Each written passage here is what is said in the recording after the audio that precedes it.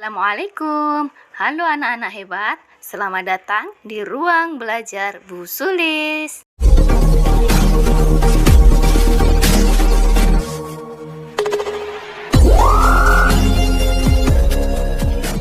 Seperti biasa, sebelum mulai pembelajaran, mari kita berdoa menurut kepercayaan masing-masing, agar pembelajaran kali ini berjalan dengan lancar, dan ilmu yang saya sampaikan kepada kalian semua bermanfaat.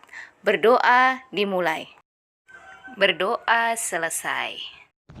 Pada kesempatan kali ini, Bu Sulis akan menjelaskan materi bab 6, teks ulasan, untuk jenjang SMP kelas 8 semester 2. Pernahkah kalian membaca buku, novel, menonton film, karya sastra, pementasan karya seni seperti drama, atau karya seni lainnya? Lalu apa hubungannya dengan materi teks ulasan ya? Mari kita belajar bersama-sama dengan Bu Sulis. Simak ya. Apa itu teks ulasan ya?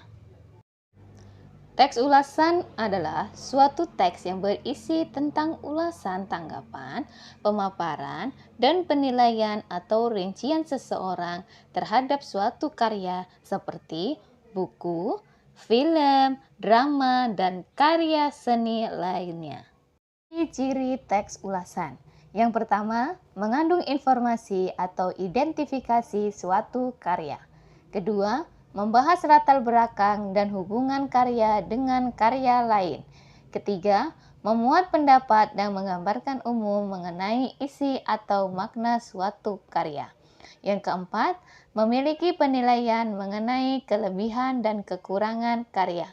Dan yang terakhir, terdapat opini yang diinvestasikan dari fakta temuan yang diperoleh. Materi selanjutnya yaitu struktur teks ulasan. Yang pertama, identitas karya, mencakup judul, pengarang, penerbit, tahun terbit, dan sebagainya. Bagian ini bisa dinyatakan langsung melalui daftar atau tabel, atau secara tidak langsung melalui paragraf deskripsi. Identitas karya juga tergantung pada karya yang diulas. Jika film yang diulas, maka nama sutradara juga biasanya dicantumkan. Selain itu, ulasan film juga akan memuat tanggal tayang, bukan tahun terbit. Orientasi merupakan pengenalan umum dari karya yang akan diulas. Biasanya, bagian ini menjelaskan mengenai bagian keadaan karya yang diulas. Apakah mendapatkan perhatian yang besar? 3. Sinopsis merupakan ringkasan dari buku atau film atau karya lain yang akan diulas. 4. Analisis merupakan pemaparan unsur-unsur yang membentuk karya yang luas, misalnya tema, penokohan, atau alur dalam novel atau cerpen. Bagian ini sebetulnya adalah opsional dan dapat diintegrasikan dengan sinopsis. Namun, analisis unsur pembentuk dapat membantu untuk memperhatikan wujud karya. 5. Evaluasi. Bagian ini merupakan pemaparan yang berisi kelebihan dan kekurangan dari karya. Interpretasi atau penafsiran kita terhadap manfaat atau amanat karya juga dapat disimpulkan di sini. Jenis-jenis teks ulasan. Yang pertama, ulasan buku. Dibedakan menjadi dua jenis, sastra dan buku faktual. Sastra diantaranya ada novel, roman, dan sastra. Kalau bersifat imajinatif, itu seperti biografi, jurnal, dan buku pengetahuan. Yang kedua, ulasan film.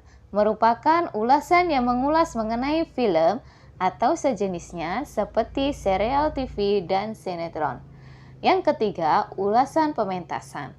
Ulasan yang mengulas kegiatan yang dipentaskan seperti teater, pentas musik, pentas tari, dan sebagainya.